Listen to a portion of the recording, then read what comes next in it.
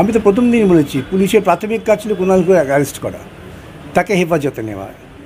হেফাজতে তাকে নেয়নি, তার মানে পুলিশ, কুণালবাবু এরা সকলে একটা ষড়যন্ত্র করেই করেছেন। এই রাজ্যের সমস্ত অপকর্মের নায়িকা মুখ্যমন্ত্রী। আমি কতবার বলবো, সমস্ত অপকর্মে ওর বুদ্ধিতে পরিচালিত হয় এবং যে সত্য প্রকাশিত হয়েছে সেটা মারাত্মক, এটাই সুপ্রিম কোর্ট জজেরা বলেছেন। সুতরাং সিবিআই তো আরও দ্রুততার সঙ্গে তদন্ত করবে, তাই সেটা তো ওই নৈতিকতার প্রশ্ন। এখন তদন্ত করতে করতে যদি তারা দেখেন, তারা ডাকবেন, ডাকা উচিত তাদের, যদি সেই সাহস থাকে, যদি ওপর থেকে কোনো রকম বিধিনিষেধ না হয়। মন্ত্রী হয়েছেন কেন? তার থেকে উনি তো দাবি করেন ভালো বাসন মাজতে পারেন, ভালো রান্না করতে পারেন, তো উনি ঘরে গিয়ে রান্না বাসন করুন, কিংবা রান্না বাসনের একটা স্কুল খুলুন, মন্ত্রিত্ব ছেড়ে দিন। মন্ত্রিত্বের যদি দায়িত্বই তিনি পালন করতে না পারেন, তাহলে মন্ত্রী থেকে লাভ কি? আমাদের জনগণের পয়সা খরচা করে। এখন গোটা প্রশাসনটা প্রকারান্তরে চালাচ্ছে কুণাল ঘোষ বাহিনী, যাদের পূর্বদিনের দুর্নীতি করার অভিজ্ঞতা আছে এবং পূর্বদিনের জেল খাটার অভিজ্ঞতা আছে। সব অভিজ্ঞতা মিলিয়ে কি করতে হবে না হবে এটা কুণালবাবুরাই বুদ্ধি দিচ্ছে। এখন এটা তো একটা পুরোপুরি পরিকল্পিত ব্যাপার, ষড়যন্ত্র হয়েছে। এটা যত তদন্ত ঠিকমতো হবে, ষড়যন্ত্র প্রকাশ পাবে। আমরা আদালতের কাছে সে কথাই বলেছি। এবং প্রথম এটাকে ভাইরাল করেন কুণাল ঘোষ। তিনি কোত্থেকে পেলেন? প্রথম প্রশ্ন। পুলিশের তো প্রথম দরকার ছিল, পুলিশ তার এফআইআরে বলছে আমরা আমাদের সোর্স থেকে পেয়েছি। তা সেই সোর্সটা কি কুণাল ঘোষের সোর্স? যদি সেই সোর্সটা কি, এটা পুলিশ কার থেকে পেয়েছেন, একেবারে তারা পেন ড্রাইভও পেয়ে গেছেন। এ থেকে কী প্রমাণ হয় যে গোটালে পুলিশ তৈরি করেছিল? তার কারণ যে ফোন করেছিল সে হচ্ছে তৃণমূলের একটা পরিচিত গুন্ডা। সে কলতানকে ফোন করেছে, সে হয়তো চেনে, আমার যেমন কত লোক চেনে। কলতানের কথার মধ্যে যেটা আমরা বলেছি, সেখানে কোথাও কিন্তু হামলা করার ব্যাপারে তার কোনো রকম সহমত বা তার কোনো পরামর্শ ছিল না। এখন আদালত বিচার করছেন, দেখা যাক কী দাঁড়ায়। তাদের কাউকে তারা খুঁজে পাননি, এতদিন তো হয়ে গেল। এখানে একটা সোর্স থেকে তারা যারা তৈরি করেছেন সেটা পেয়ে গেলেন, কিন্তু সেই সোর্স তাদের বললো না কে দাদু আর কে বাবান। এই দাদু আর বাবান তো তৃণমূলের নেতারা, এটা আমি পরিষ্কার বলছি, ওরা অস্বীকার করার চেষ্টা করুন। এবং এই দাদু আর বাবান হয়তো কুণালবাবুরই খুব বিশ্বস্ত লোক। তারা চক্রান্ত করে এটা করেছে, এটা করে ভেবেছিল বাজার মাত করবে, কিন্তু বুমেরাং হয়ে গেছে। 3 মাসে যে তাকে ফোন করেছে তার সে হয়তো পাড়ার কাছাকাছি পরিচিত হতেই পারে। আমার সঙ্গে শ্রেয়ার আলাপ আছে, 3 মাস ধরে ফোনে কথা হচ্ছে। তার মানে কি যে আমি শ্রেয়াকে ফোন করে বললো, শ্রেয়া তোমার পাড়া চলে যে মাস্তানি করে আসি, এই ঠাট্টা করে বলি। শ্রেয়া হয়তো ফোনে বলে হ্যাঁ, ও হ্যাঁ কেন বলেছে, তার মানে ও। এই সমস্ত ছেলে মানুষই ভাবে পুলিশ তারা তদন্ত করার নাম করে দুর্ভাগ্যজনকভাবে তাদের যেটা বিশ্বাসযোগ্যতা, যে তারা আইন মেনে কাজ করবে, সেটাকেই তারা নষ্ট করে দিচ্ছেন। আজকেও তো বিচারপতি বলছিলেন আমরা কি সিবিআই করে দেবো। মানে প্রত্যেকটা তদন্ত, সাধারণ তদন্তের ক্ষেত্রেও যদি মানুষের মধ্যেই প্রশ্ন আসে যে পুলিশ তদন্ত করতে চায় না, পুলিশ লোককে ফাঁসাতে চায়, তাহলে সেই পুলিশের থাকার প্রয়োজনটা কী? আমি তো এটাই বুঝি না। পুলিশ বাহিনী তৈরি হয়েছে আইন রক্ষার জন্য, আইন শৃঙ্খলা প্রতিষ্ঠার জন্য, আইন মেনে কাজ করার জন্য। আমাদের রাজ্যে দেখছি আমরা পুলিশ কাজ করছে শাসক দলের স্বার্থ রক্ষার জন্য। কলকাতা পুলিশের ইতিহাসে এমন ঘটনা ঘটেনি যে একজন কর্মরত ওসিকে গ্রেপ্তার হতে হলো। এরপরেও যদি পুলিশ নিজেদের সম্মান রক্ষার জন্য চেষ্টা না করেন, তাহলে তো গুন্ডারাই না। এটাই তো প্রশ্ন, যে প্রশ্ন যে কোনো সাধারণ মানুষ করবে, যে পুলিশ থেকে মানুষকে জানাবার আগেই কুণাল ঘোষ জেনে গেলেন। এবং কুণাল ঘোষ জেনে গেলেন যে অডিও বার্তা তৈরি হয়েছে, যিনি অডিও বার্তার মূল কথা বলছেন তিনি তৃণমূলের লোক। তিনি নিজে বলছেন তো আমার এই গুন্ডামি করার অনেক অভিজ্ঞতা আছে, আগে অনেক কাজ করেছি, এটা করতে ভয় লাগছে। এটা তো সিপিএমের লোকেরা বলবে না। সুতরাং এটা তারা একটা পরিকল্পিত চক্রান্ত। আমরা আশা রাখি আজ হোক কাল হোক এই সত্য প্রকাশিত হবে। বিষয়গুলো তো আদালতে সহলে আমরা এনেছি, তাই না? পুলিশের এতই তাদের ইন্টেলিজেন্স কাজ করছে, যেখানে সিপিএমকে ফাঁসাতে হবে, আর তাদের কোনো ইন্টেলিজেন্স ছিল না যে হাঙ্গামা হবে, তাদের কোনো ইন্টেলিজেন্স ছিল না যে কী করে কুণাল পেল। এগুলো বলা উচিত তো। পুলিশ তো সৎ। আর এতদিনেও পুলিশ 5-6 দিন হয়ে গেল বোধ হয়, ওই কে বাবু আর সাহেব তাদের খুঁজে পেল না। তো কিসের কলকাতা পুলিশ?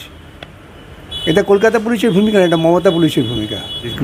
মীনাক্ষীকে ডেকেছে, মীনাক্ষী সাক্ষ্য দিয়েছে, যা যা ঘটেছে, যা যা দেখেছে, ঠিক কাজ করেছে। এবং মীনাক্ষীও খুব দৃপ্ততার সঙ্গে তার যা বক্তব্য বলে এসছেন, তো ভয় পায়নি মীনাক্ষী।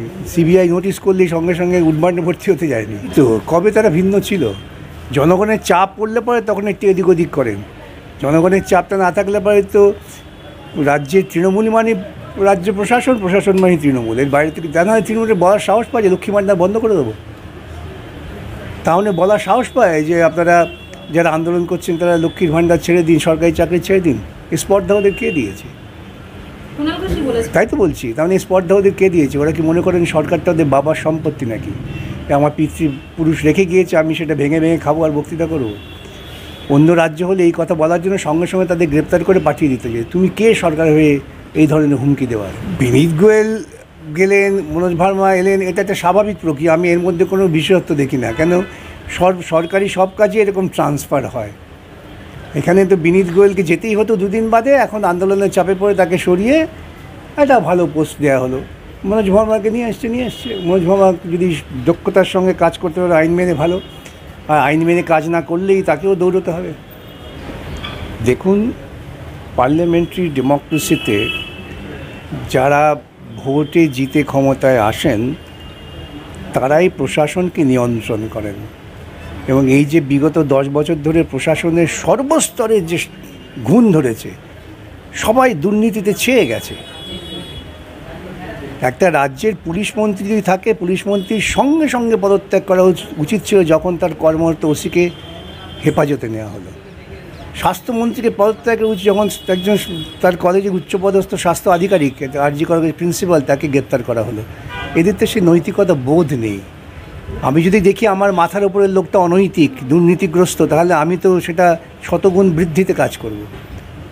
আমাকে একজন খুব দক্ষ আইএএস অফিসার বলেছিলেন, মন্ত্রীরা যদি দুর্নীতিগ্রস্ত না হয়, মন্ত্রীরা যদি আইন মেনে কাজ করে, তাহলে আমাদের অফিসারদের সাহস নেই সেই পরিধির বাইরে গিয়ে কাজ করার। যে অফিসাররা রিটায়ার করার পর তাদের বিভিন্ন জায়গায় পরামর্শদাতার নাম করে একই বেতনে বা অতিরিক্ত বেতনে পোষা হচ্ছে, এগুলো প্রলোভন আছে তো।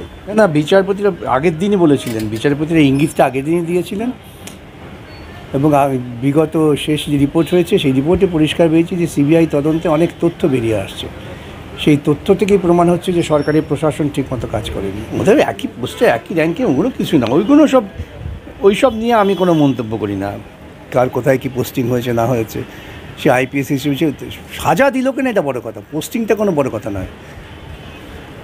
তার বিরুদ্ধে কোনো রকম শাস্তিমূলক ব্যবস্থা নেওয়া হলো কি না, তো নেওয়া হয়নি।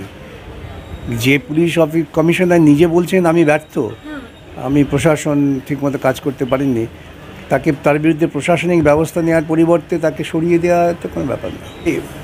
মমতা তো এখানে লাইভ স্ট্রিমিংয়ের বিরোধিতা করছিল এদেশের মিটিংয়ের, তার একটা বৈধতা দিতে হবে। কেন আমি বারবার বলেছি যে মমতা ভুল বলছেন, অসত্য কথা বলছেন, বেআইনি কথা বলছেন।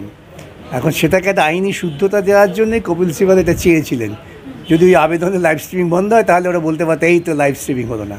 তা না হলে কোনো আইনজীবীর পক্ষে লাইভ স্ট্রিমিং বন্ধ করার তো কোনো প্রয়োজন নেই। আইনজীবীরা তো মক্কেলের হয়ে সওয়াল করবেন, সে আদালতে যে পরিবেশে সওয়াল করবেন, তাদের মেধার ভিত্তিতে সওয়াল, সেটাই বড় কথা। সেটা ওরা বলতে পারবেন, আমি কী করে বলি। থাকতে পারে, হতে পারে, তো আন্দাজ করে লাভ নেই। কিন্তু আমি বারবার বলছি যে এই সিবিআই তদন্ত মোটামুটি সঠিক পথে এগোচ্ছে। আমি অন্ততপক্ষে এখনও পর্যন্ত আশাবাদী যতটুকু হয়েছে। এরপরে কী হবে আমি জানি না। যতটুকু আমি ছিলাম, আমি তাতে আমার ধারণা হয়েছে যে ঠিকই আছে। সবই জানেন না উনি, যে জানেন কোথায় কোন মেয়েটা সিপিএম করে, কোন মেয়েটা নকশাল করে, কোন ছেলেটা মাওবাদী করে, উনি সব জানেন। আর উনি তার দপ্তরে কি চুরি হচ্ছে জানেন না, সব জানেন। ছাড়তে পারেটা কী আবার? উনি তো থেকে জনগণের স্বার্থবিরোধী কাজ করছেন। পদত্যাগ করে একটা দৃষ্টান্ত স্থাপন করুন। অবশ্য ওকে পালিয়ে যেতে হবে পদত্যাগ করে, কিন্তু তখন আর দৃষ্টান্ত স্থাপন হবে না, তখন আরেকটা অন্য দৃষ্টান্ত স্থাপন হবে যে জনগণের আন্দোলনের চাপে পালিয়ে গেলেন।